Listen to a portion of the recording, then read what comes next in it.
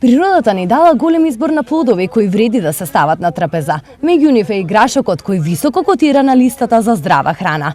Богат е со хранливи и корисни материи. Меѓу другото, изобилува со витамините А, С, Е, К, ги содржи витамините B1, B2 и B6.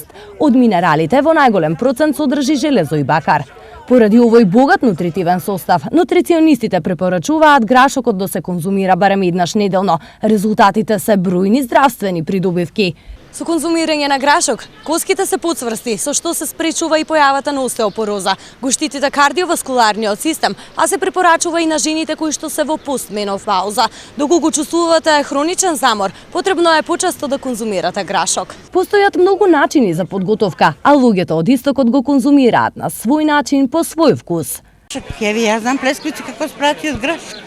Ќе го свариш, да, ќе го пресуваш убаво и ќе му ставиш соја или нешто што имаш или презла и ќе направиш плескавица. Ја прво го одварам грашако, фрлам му првата вода, после ставам крумбиче, ставам лукче, сварам го и после го два пати запрежувам грашок. Грашок се запрежува два пати, не еднаш.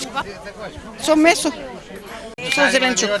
Грашокот е мишунка с зеленчук, кој што многу често се одгледува и кај нас. Одгледува, ќе го посадиш, ќе го вадиш, ќе го гледаш, ќе го бериш, ќе го донесеш тука. Посебни услови? Па не е нешто нарочно посебни услови. Уопште не се прска грашок.